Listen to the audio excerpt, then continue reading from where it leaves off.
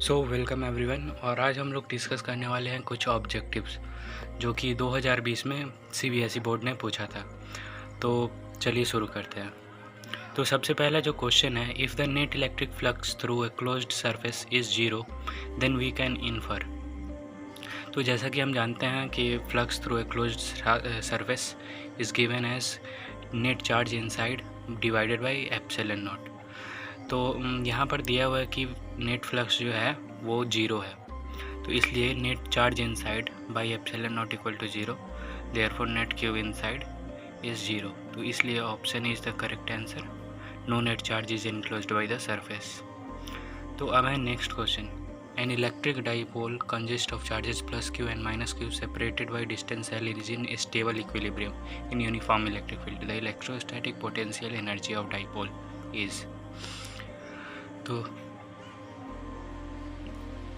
तो यहाँ पे हम एक इलेक्ट्रिक डाइपोल बनाएंगे यूनिफॉर्म इलेक्ट्रिक फील्ड में, separated by distance L in a uniform electric field minus Q and plus Q. और जो डायरेक्शन ऑफ इलेक्ट्रिक डाइपोल है वो इलेक्ट्रिक फील्ड के डायरेक्शन में है। तो जैसा कि हम जानते हैं कि electrostatic potential energy of electric dipole is given by minus P cos theta. और जैसा कि यहाँ पे इलेक्ट्रिक फील्ड और इलेक्ट्रिक डाइपोल के बीच जो एंगल है वो है 0 डिग्री, तो इसलिए u equal to minus P E cos zero and cos zero equal to 1, तो इसलिए u equal to minus P E. ये मिनिमम इलेक्ट्रोस्टैटिक पोटेंशियल एनर्जी है इलेक्ट्रिक डाइपोल का, और ये सबसे स्टेबल इक्विलिब्रियम है। और यहाँ पे जो इलेक्ट्रिक डाइपोल है वो है q इंटू एल, तो इसलिए potential energy electrostatic potential energy of dipole is minus Q L E.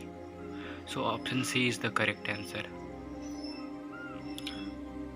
Electric dipole equal to Q into L, charge into separation between them. तो अब है next question, a potentiometer can measure EMF of a cell because. इसका answer है option number C, no current flows in the wire of potentiometer at balance. अब है next question, to resistors R1 and R2 4 ohm and 6 ohm are connected in parallel, the ratio of power dissipated by them is।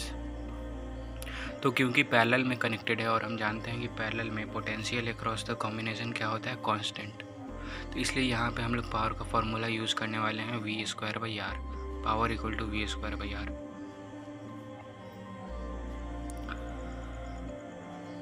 तो power का जो ratio होगा P1 by P2 is equal to V square by R1 upon V square by R2। तो P1 by P2 is equal to R2 by R1, और R2 का value है 6 ओम और R1 का वैल्यू है 4 ओम, तो इसलिए P1 by P2 is equal to 6 by 4 which is equal to 3 by 2। So 3:2 is the correct answer. So option number B is the correct answer.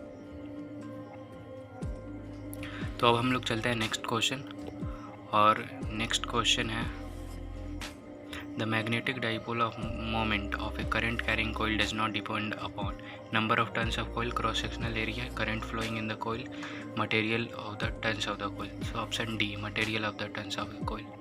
Next question, the resistance of metal wire increases with increasing temperature on account of. तो जैसा कि हम जानते हैं कि resistance इसकी R equal to M L upon N E square tau A. तो यहाँ पर जो n है वो है फ्री इलेक्ट्रॉन डेंसिटी, और जो टाउ है वो है एवरेज रिलैक्सेशन टाइम।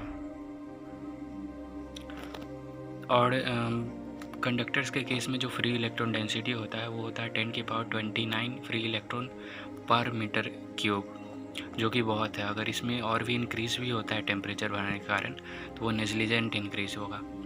तो अब दूसरा फैक्टर है average relaxation time. On increasing temperature collision becomes faster, और कोलिजन फास्टर हो जाने के कारण टाउ जो है वो डिक्रीज़ कर जाता है, तो average relaxation time decreases.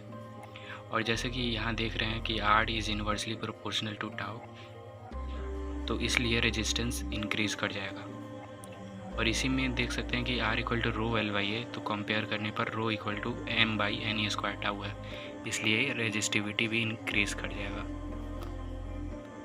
So option B is the correct answer. Decrease in relaxation time. तो अब है next question, an electric dipole placed in a uniform electric field can experience. तो सबसे पहले हम क्या करेंगे कि एक नॉन यूनिफॉर्म इलेक्ट्रिक फील्ड बनाएंगे और इसमें मान लीजिए कि कोई इलेक्ट्रिक डाइपोल है किसी एंगल पे। ये जो टेल है इस एरो का वो निगेटिव चार्ज है और जो हेड है वो पॉजिटिव चार्ज है। अब जो निगेटिव चार्ज है उस पर अपोजिट डायरेक्शन में लगेगा, QE1 मान लेते हैं, और positive pay QE2। E1 unequal to E2 होगा क्योंकि नॉन यूनिफॉर्म इलेक्ट्रिक फील्ड है, इसलिए दोनों पे फोर्सेस जो होंगे वो डिफरेंट होगा, जिसके कारण एक नेट फोर्स लगेगा और एक टॉर्क भी लगेगा क्योंकि एंगल पे था।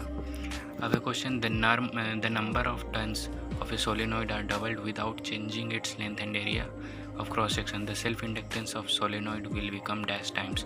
तो जैसा कि हम जानते हैं self inductance of a solenoid L is equal to mu naught N square LA। यहाँ पर जो N है वो है number of turns per unit length. तो यहाँ पे N जो है वो डबल कर दिया है, N dash equal to 2N। तो self inductance L dash is equal to mu naught 2N का whole square into LA। L dash equal to 4 mu naught N square LA, तो L dash equal to 4L, so becomes 4 times।